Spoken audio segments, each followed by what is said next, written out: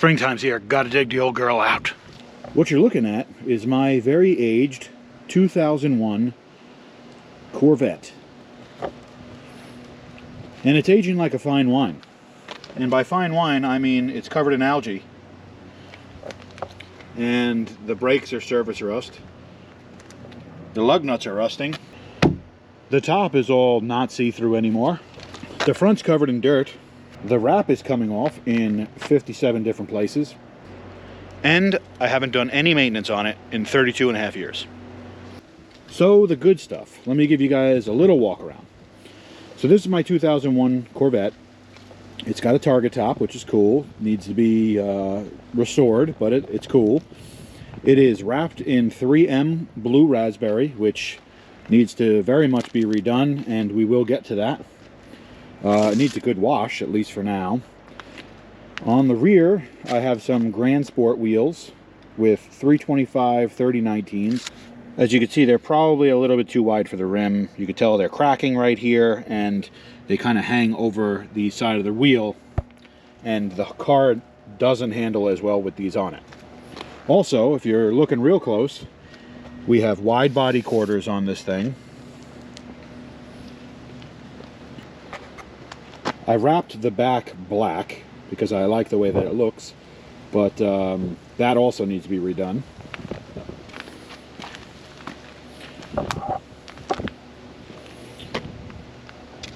Happened to wrap this one mirror, and I didn't do the other one because I didn't like the way this one came out, so I left it.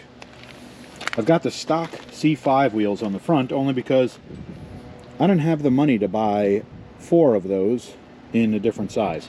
Nor did I have the money to buy tires, although we will be putting tires on this thing. These are bad. Wow. Okay, cool. So this car has really not kind of been on the channel, except for really in shorts. So if you watch any of the shorts, you can get a glimpse of this thing. But this car has a sneaky little secret, or 2 to be specific. Let me show you. Not sure how much you can see back there, but there's piping that goes in my wheel well. And I don't know how much you can see in there, but we've got a couple of hair dryers hid behind the wheels here. Here's the driver's side. You can barely make it out because it's tucked in there so well. But yes, this thing is twin turbo. It makes roughly 600 horse to the tire. It's a ball, and that 600 horse comes at a hefty price. One, for the turbo kit itself, which is a UPP kit, but it's about 10 years old now. And 2, also at the cost of a transmission. And you might be saying, what does that mean? I did a nice smoky burnout, and the tires just started hopping, and I snapped the input shaft right off. So that was pretty cool. Got to do a transmission on this thing. I actually did the transmission on this thing before the channel. Otherwise, I would have done a video on doing the transmission and dropping the torque tube and all that stuff. But if you guys watch the channel, you guys see Ryan is always on the channel, and Ryan has his own channel. It's called Automotive Chaos, and he does a video about torque tubes and taking them out of the C5s because he also has a C5. So if you need information on that, go watch that video, Automotive Chaos, on YouTube. As for the interior of this thing, it's also a mess. You can just don't look over there, just stop looking. We have a double DIN touchscreen radio. I don't really want to turn the key on, only because the scavenge pump for the turbos will turn on and just stay on, kill the battery. But real quick, here's our double DIN radio. It's touchscreen. I can do you know, Bluetooth music and all that other stuff, whatever. It's pretty cool. If you know anything about these cars, they're very, very temperamental with electronic issues. I actually had to do the steering lockout kit on this, which is basically where the steering wheel will get locked and you just can't turn it. You can't do anything. There's a kit to undo that. The car basically goes into this error mode, I guess, whatever, and there's a kit to undo it, but the kit didn't actually work because I had a severely damaged steering pin or whatever it is. So I actually had to cut the pin that locks the steering wheel from the back, and then I had to still do the kit in order to make sure that it fixes all the electronic part of it that had the issue. As for the back of the car, if you look right here, we have an amplifier, and if you look right there, there's a subwoofer. I'm gonna undo my arm like this so I can breathe. Okay, well, there's not a whole lot to go over on the interior, but you get the gist. Now let's talk for a minute. I'll make it brief. I have had this car for 10 going on 11 years. I had it for probably a year or so before I put the turbos on it. After I put the turbos on it, I did what I usually do with pretty much every car that I own, which is neglect it. I drive the brakes off of it and just neglect it. I can count on 2 fingers probably how many oil changes this thing's had, and I don't even have to use all the knuckles either. I haven't checked the air filter since I put the turbos in 10 years ago. It's had an AC belt that's been squeaking for forever. The AC goes in and out where it's hot, then it's cold. I'll explain what's going on later, but we need to do some maintenance on this thing. So in today's video, we're going to do some plugs, wires. We're going to do some maintenance on the air filters. We're going to figure out what's going on with the air conditioning. And we're going to do some other little odds and ends. But stay tuned. Let's get to work. All right, before we get started with doing our work, we're going to clean all the living things and sea urchins and all this stuff off of the top of this car.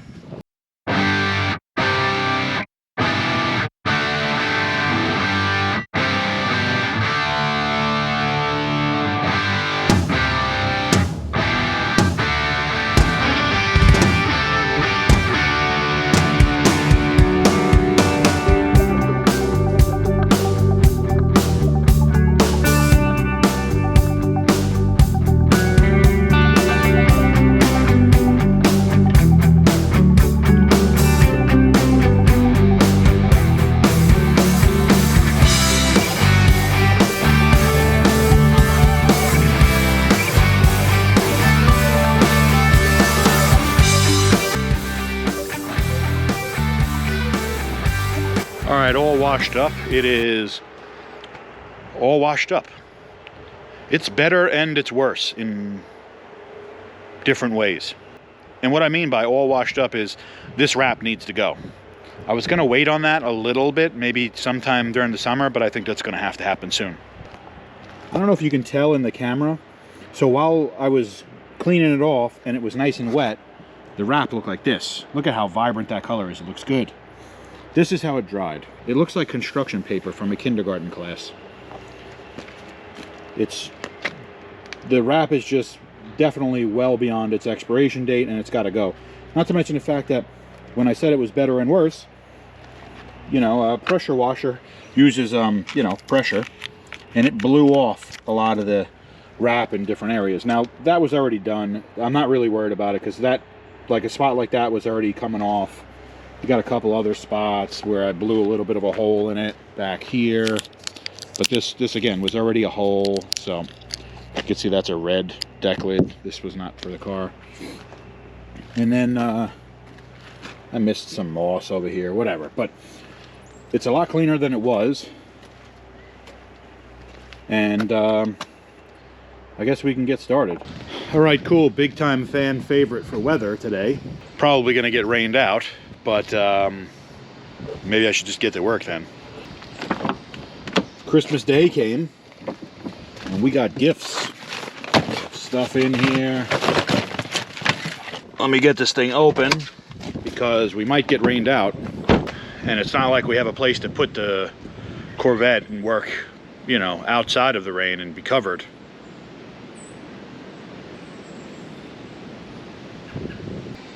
All right, in all seriousness, Hitman is in there. He's turned the opposite direction. We can't really get him on the lift right now. I don't really want to be working under the lift with a car on it, with another car underneath it, just for light purposes. We're just not doing it, you know? So we're gonna get as much work as we can done before we get rained out. All right, we got new plugs and wires. So we're gonna start with putting those on, just because I want to get the pain in the butt thing out of the way And yeah, it's going to be a pain in the butt because I don't know if you can tell, but Corvettes don't have the most amount of space. So what I'm not going to do is just yank the spark plug wire off of the spark plug, because you'll ruin the wires that way, and these wires are actually okay. So we're going to try and preserve them. This is one of my favorite tools for this. It's a needle nose plier with some weird jaw on it. And I actually bought these pretty much primarily for doing exactly this. Spark plugs, getting the spark plugs out of LS engines. And man, I have not looked back since. These are the best. Sometimes it's just a matter of being able to get in there, which can be tough, but it's a lot easier with these pliers. Got my wires out. I am saving all of them. Now what I'm going to do is I'm going to get every plug loosened up, and then I'll go back and take them out. Now for this, I have one of these. It's like a ratchet that you can do whatever you want with it. It's a pretty good tool for this. This driver side most rear plug, it's number 7, is jammed in there, and there's also this, I'm guessing this is for the air pump, which I'm not even using. I could probably just get rid of this. It's like right in the way, so it's a bit of a headache, but we got it. That's why you got to use your arsenal of tools to get some of this stuff out. No, I'm not trying to look cool. I can't get the spark plug out. I think I just got it.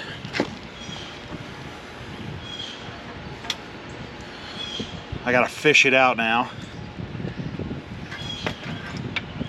And it is on the ground. All right, this next one's not as bad. It ain't fun, but I don't have to contort myself and lean on the car like I'm Fonzie in order to get it out. But I will tell you, I have pretty much every extension that I have in my toolbox is out right now, helping me do this job. There's 2. All right, so you see this ground right here? This whole area right here? You're going to want to babysit this whole area. A little bit of a Corvette tech tip. This is a splice connector, and a lot of your grounds go to this right here. So, you know, you kind of want to maintain this area. You can see I'm doing a really good job of it because it's completely rusted. Surface rust, of course. My car is in really good shape otherwise. And there's a bunch of leaves there, so, you know. All right, I got all the spark plugs out. They all look pretty good. They're worn out. We're going to change them, but not bad. Now I mentioned that this thing is twin turbo, and because of that our spark plug gap is going to change. I'm going to put ours at 26 thousandths, just double checking what we have here. Yeah, it looks like 26, 27 is what most of them are at. So we'll put it back 26, 28,000, something like that. The reason you got to gap down your spark plugs, and the reason I bring up the turbo, is because when you have extra pressure in the air, all the turbulence of the boost and stuff like that can actually blow the spark out like a birthday candle. Not like when you were a kid and you spit all over the cake, not like that. You know, just where, you know, you blow it out without making the cake unedible. Anyway, let me get a new set of plugs slammed in this side. I'm going to gap them and then slam them in this side, and then we'll get on the other side. Oh, before I forget, because somebody may ask, probably not. The 12 people that watch this video might not care, but somebody might. I'm putting in NGK 3346s. Their manufacturer part number is BR7EF. This plug's going to be cold enough for the boost, and it's just a good plug overall. So heat range is right, plug is suited for what we got here, so let's throw these in. All right, here's something I want to show you guys, just because you saw how much of a pain in the butt it was to get some of these plugs out. The rearmost plug, I may end up having to hold the socket this way in order to fish it down there. Now you may have noticed that that didn't just shoot out of my socket. And if you have a good spark plug socket, it may hold it in there pretty good. So one little trick I'm doing, just because fishing my meat claws in there to try to get this threaded in, I might end up losing the plug. If you drop the plug on the floor, I want to say you can use it and reuse it. And you guys have seen me do that, but it's not my favorite thing. And this, I would say this is my pride and joy, even though this is the best place I could think to store my pride and joy. So what I did is I took a shop rag, just literally a paper towel. I basically created a hat over the top of the spark plug and then shoved it in the socket. And now it ain't coming out. And then when I pull it off, I'll just kind of like reach in there and pull, make sure it comes off. And then we'll be good to go. Also, you want to just make sure that none of it gets caught in the threads. So if you got to pull it back like that, that's what you do. So now that's perfect. And it's in there. So now when I go to fish it in, I'm not going to lose it on the ground. All right, we got the driver's side plugs all in there. This side appears to be an easier side, so you know what that means. Every single one of these will be a pain in the butt. So let me get them out and, you know, then we'll throw some wires on this thing. For anyone that caught it or is curious, this right here is actually my turbo drain. It goes directly into the cap, and the reason that it's up here is because my turbos are down there in each wheel well, and they cannot drain naturally into the pan like you need turbos to drain their oil back to the pan. We don't have gravity on our side here, so we actually have a scabbage pump right down there. I'm not sure if you can see where this hose goes down there. That actually pulls the oil back out of the turbos into that pump and then pumps it back up here, back into the crankcase. So that's what that is, just in case you were wondering. All right, got all of our boogies installed. Did you guys know the spark plugs were called boogies in some other country?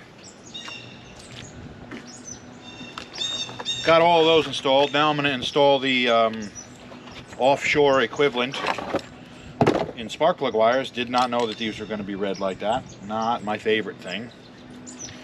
I don't want to look like a 17-year-old kid just bought every item in aisle 7 at Pep Boys.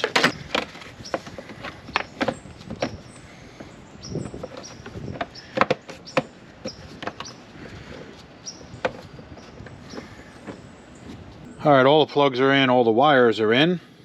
The next thing I'm going to do, because it's staring me directly in the face, is, if you guys know these Corvettes, you know the computer does not go like this, and it didn't come with these giant zip ties on it. This was a crime of necessity. I needed to get this computer mounted up here so I can get this car tuned, and here we are 10 years later and it's still like that. So, that's not even what I'm really attempting to fix right now. What I actually need to fix is the air conditioning inside works on vacuum. It moves the mode doors and the defroster and all that stuff. All the actuators work on vacuum. What I get, because I've disconnected some stuff underneath here, I'll show you in a minute. What I get is that when I'm driving this car and I have the heater air conditioning working, what happens is if I get on the throttle and I lose vacuum, the vacuum source that goes to inside to the heater control, then the temperatures just shift, they change. So if I'm using air conditioning, it gets warm for a second, or if I'm using heat, it gets cool for a second. And that's because the doors don't have vacuum, the absence of vacuum because the throttle's open, to hold the door in the position that you wanted it to, whether it's hot or cold or recirc or defroster or whatever. So what I need to do is go back in here and undo whatever butchery, hackery thing that I did, so that I can drive this thing comfortably, because I sweat like an animal in this thing when I'm driving it in the summertime. So let's fix it. First thing I got to do is figure out what I did to get this computer in here like this in the first place.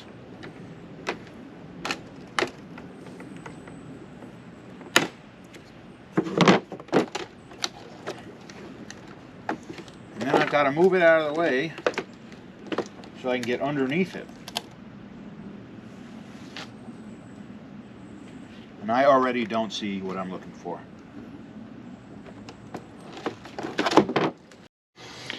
All right, I cut about 47 zip ties that were holding on everything in different ways. The computer's thrown over on the engine. Pretty cool. This is zip tied to whatever that is. I don't know what that is. So that's stuff's happening here. But I did find the line that I need. It's this vacuum line right here. It goes into the cab down there, and it goes back over to the engine here. What I need to do is I need to tap into that and add this vacuum can. Now, in order to prevent the vacuum can from doing the exact same thing, I've got to add in a couple of these, which are check valves, one-way check valves. So when the vacuum goes into that can, it cannot come back out. All right, let me give you a short explanation of what we did. This line down here, this goes into the car for the heater controls. This is from the engine. So this is going to come through the engine. This is from the engine. This is pulling vacuum towards the engine out of these lines. This one-way check valve will only let air go in this direction. It will not let air go in this direction. And so from the engine to a check valve, so it can't go back. It's going to pull vacuum on this hose when we're cruising and we have vacuum. It'll just pull the vacuum right through this hose and it'll get it. The engine will do its job. When we stomp on the throttle and try to give this thing the beans and we lose vacuum on this line, there will be vacuum stored in this line, which we will now be able to use in order to actuate these doors for the couple of seconds or whatever that we're on the throttle. So this is just a crude way of doing it. There's a three-way check valve that this thing's supposed to have. I don't have one, so this is what it's getting. Let me zip tie off all of these connections so that they're nice and tight, and then zip tie back this whole entire carnival mess that I had. What's this, you ask? Well, this is the byproduct of what it looks like when I try to get creative. And this is from something that I didn't let you guys see because, you know, look at it. So, I mean, I'm not embarrassed. I embarrass myself with every video, so what difference does it make? But anyway, we're going to use some of this, recycle it, because this project is no longer exists. I mean, we have it here, but I'm not going to tell you what it was. But this was something for that. I'm going to take some of this, and I'm going to try to make something nice to cover the computer so it doesn't look like that again. I'm not going to fix the zip tie situation. We have a zip tie graveyard underneath that computer. For all the zip ties I cut off trying to redo all that stuff, but I got it, you know, nice and safe. I just got to get a piece of this off so I can cover that computer up. Don't get crazy yet. This is kind of just what I want. So what I'm going to do is I'm going to freehand, since I did it so well the first time, this arc that I need to get here in order to have that piece that I just threw across the earth underneath there. And then this is a piece I just had. It kind of covers most of it, but you can see back here I want to cover it more, so this piece will just hold on to it. I'm going to give it my best Vincent Van Gogh and see if I can paint a line on there that's going to give me what I need. All right, let's cut that out and see how bad it fits. Well, there it is. Covers the computer. It ain't great, but it's better than what it looked like before. You always hear, you know, measure twice, cut once, or something like that. I don't really like that equation. My equation is more like eyeball it once, maybe get a tape measure to measure one thing if it's close. If it's not, just move on. Then cut once, and then spend 5 hours with a grinder trying to get it dialed in. And by dialed in, I mean, don't look so bad from this angle. Next thing we're going to tackle is we're going to put some belts on this thing, and by belts I mean I'm going to change the AC belt because that's the one squeaking. Serpentine belt is not new, but not as old as the other belt, so I'm going to reuse that. I'm not going to let you guys watch me do this because, again, I want to keep this rated G, and I bet you there's going to be lots of screaming and yelling. Yeah, I don't know if you can tell, there's a lot of stuff going on here, and Corvettes are naturally full of space. There's a lot of space to work in Corvette. All right, here's the tool roster for our belt change. These I use all the time. They are flex head ratcheting wrenches. I use those to get the tensioners loose so I can take the belt off. Here's something you don't see all the time. It looks like a long screwdriver, right? Well, it's not. It's I don't know, a fish hook or some whatever. So I use this to reach in there and push the belt in, or move it around and manipulate it, and you got these little grips so you can put the belt in there and pull on it if you need to. This is a nifty tool. I don't know where I got this. One of the tool trucks. I probably paid $5,000 for it. All right, let's get these belts on. All right, now, lucky for us, the belt that is squealing is the inside belt. And yes, I said inside belt. There, the AC belt is behind the serpentine belt, so you have to take this off first in order to do the other belt, which is pretty cool. I'm pretty happy about it. All right, just do yourself a favor, and when you do these, take everything off before you pay attention to how it goes, so that way you forget, and it's a pain in the butt. There's another tensioner down there. Let's see if it's the same size. Probably not. All right, we got that off. This belt is not in bad shape. First thing I'm going to do is make sure that the new belt is the same length. It is, so we know the new belt will work. You know, sometimes belts are funny because sometimes belts will not appear to be bad, but definitely be making noise. Okay, I don't know how it happened, but I got it on. All right, so I feel obligated to tell you, after all the whining that I just did about how hard this was going to be, it was probably one of the easiest belt changes I've ever done. Which is weird. I don't know if I'm just on a hot streak, which is definitely not what it is, ever, or if it's just a lot easier than I thought, but I believe it or not, it was pretty easy. Let me just make sure I'm not hallucinating and everything is on where it's supposed to be. All right, I'm not sure what just happened, but that was definitely the easiest belt change I've done in a long time. I'm going to take an opportunity to go through all the fluids. Got plenty of coolant in there. It's Dex Cool, it's orange. I do not recommend mixing the orange Dex Cool with anything else, even though it says you can mix. That's just a personal thing. I don't know if there's any science behind it, but I don't like mixing them. I've noticed they seem to gel more often if they're mixed, in my opinion. Check the engine oil. Here's another thing I always do, is put confetti in my car. I always put a rag, I shove a rag somewhere in the engine bay, just shove it in there, so you have it when you need it, you know? I mean, it's spot on, and it looks good. I was gonna change it, but I don't know if that's necessary. Power steering, that also has a dipstick on it. It's just below the cold line for full, so it's good. It could use a touch, but that's fine for now. Brake fluid, fine. That cap is very loose, not sure why. Clutch master.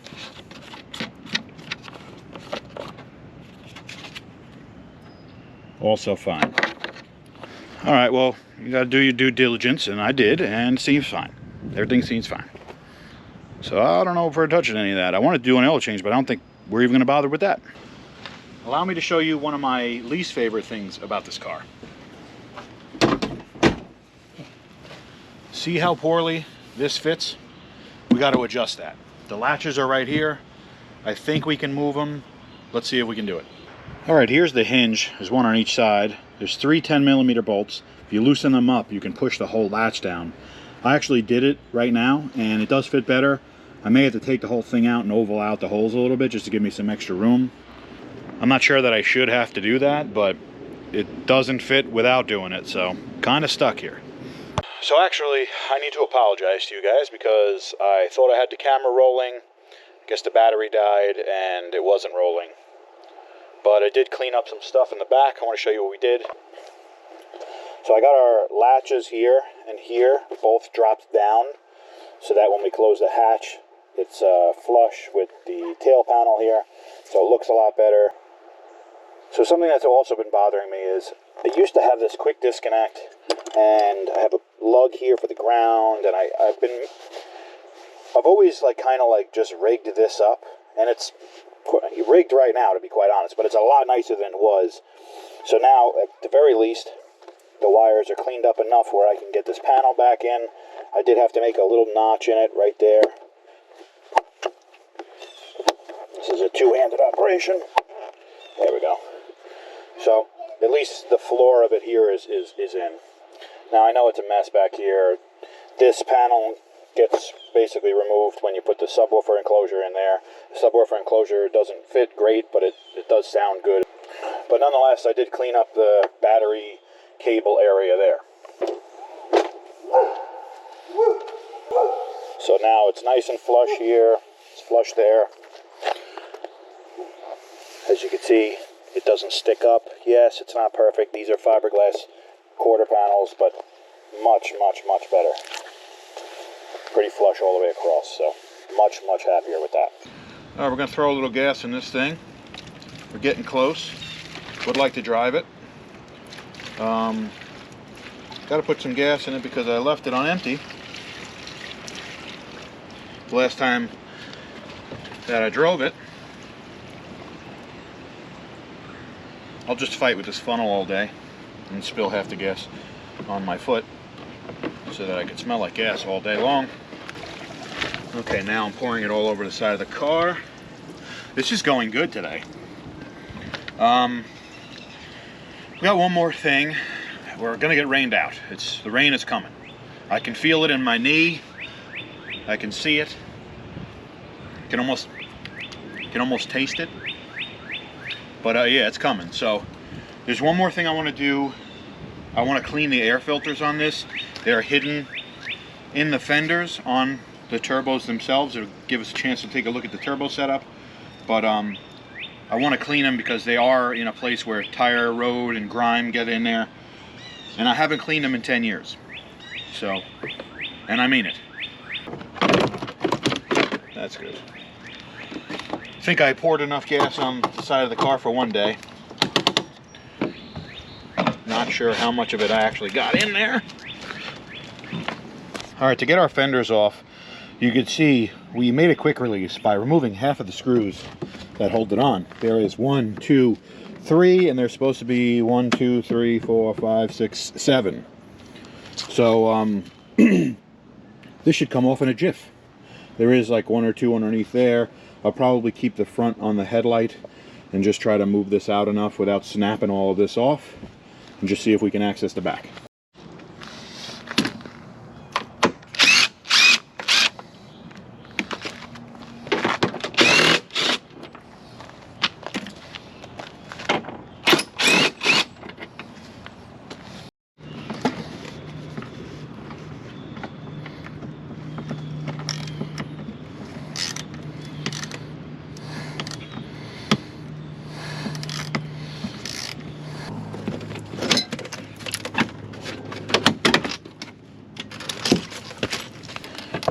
All right, so we're not gaining ourselves a ton of room, but probably enough for me to get in there.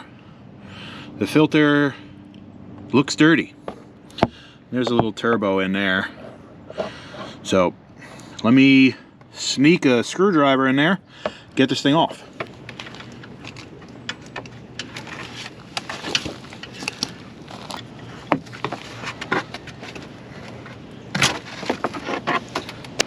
All right, there it is.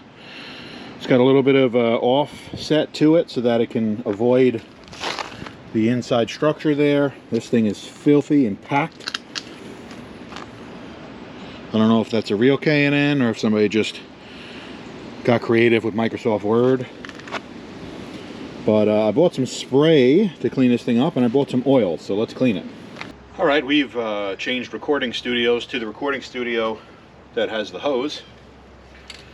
I'm just going to put that with the rest of the garbage. Read the instructions on the can, which basically say spray and wash off with water. It says hot water, but best we can do is cold.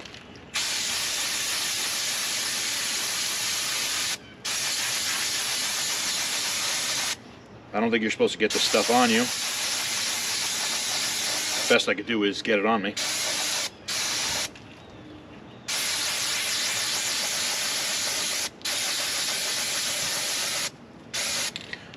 Okay, it seems to be doing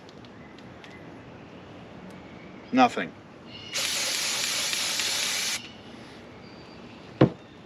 But I gave it a fair amount of time. All right, I'm going to shoot it from the inside out to try to force whatever dirt and stuff that's in the outside of the filter. Maybe it'll just fall out, I don't know.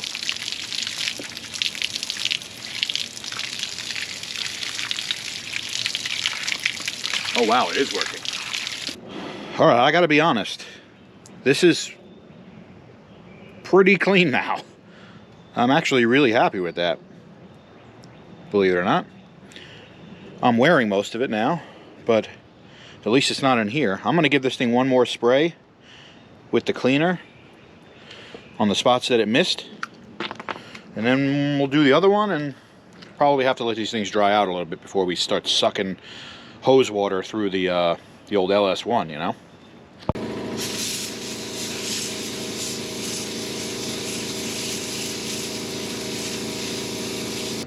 All right, here's the passenger side. A little bit worse for wear. You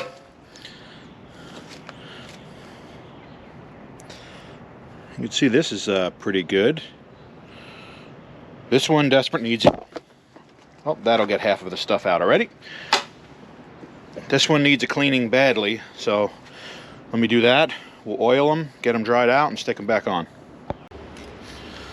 Now we're just oiling the filters, which is probably not okay yet because they're not really dry yet from the hose. Neither am I because I'm soaked. They want you to coat the inside and the outside generously. It's also windy out today, so it's blowing half the product away that I'm spraying out, which is pretty good. Also, just now thinking of it, I use this as a step and a bench, so what better thing to do than spray oil all over it. Alright, before I toss it back together, I just wanted to give you guys a quick look. This is the passenger fender, this is the passenger side turbo inside the fender, and that's our little setup. Just these little turbos tucked in back here. I'd like to go bigger eventually. This thing makes some steam, it's fun. Alright, I got the passenger side fender back on. It was a pain in the butt. The gap is a little bit big at the bottom. I'll adjust that when I grow a third arm. So that's fine. Throw the other fender on, and let's take this thing for a spin. It's always fun when you got to sift through 47 GM keys to figure out which one goes to the car you're trying to drive.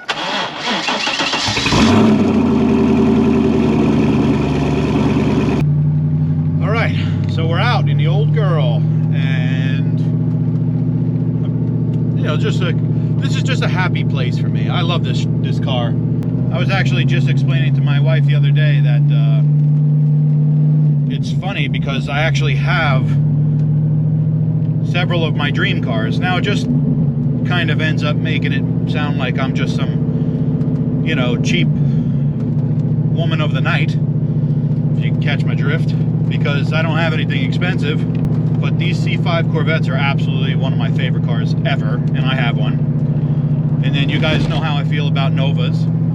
We have 3 of them. Got to catch up the Corvette stock to the Nova stock. Look what we're pulling up to.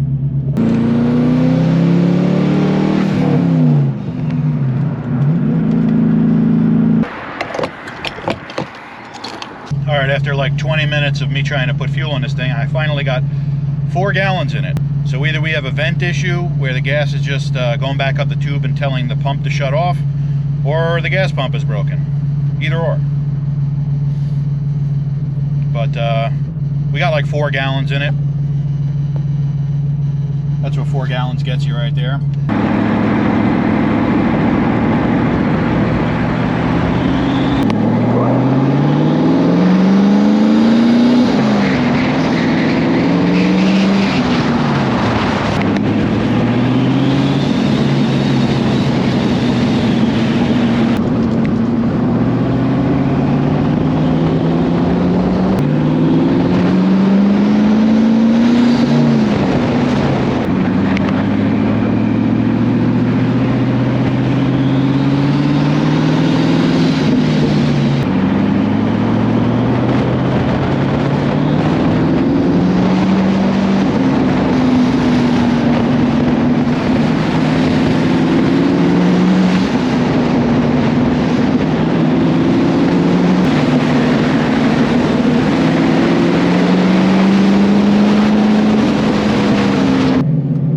Obviously, I can't explain to you what it feels like to drive this car because you're not in the car, but I'll tell you this, it is an awesome feeling. This thing throws you back in the seat at every curve.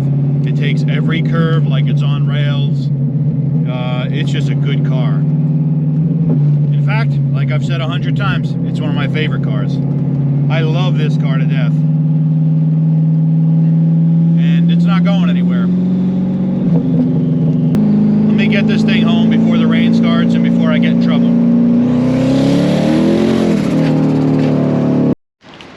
Man, we just beat it. Well, hey, that's another one of our projects back on the road for the springtime. Doesn't feel much like spring.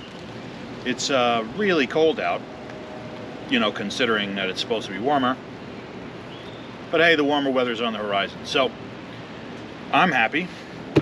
This thing's running good. I'm very happy with it. I did some little odds and ends and things that I have been saying I needed to do for a very, very long time. Got them done. And I'm excited for it. So if you guys enjoyed this video, or if you enjoyed this car, this is something we really haven't seen on the channel much. But if you guys want to see me do more on this, give me a shout. I mean, and give me ideas. I mean, you know, I have some ideas for things I want to do to this car, but, you know, shout out some ideas in the comments. And if you guys want to see it back, let me know. It's not going anywhere, and it will be on the channel, but let me know what you want to see. If you guys enjoyed it, please consider subscribing to the channel. Hopefully I earned your subscription. Drop me a like, leave a comment, let me know how much of an idiot I am. But most importantly, as always, thank you guys for watching. American Nostalgia Garage out.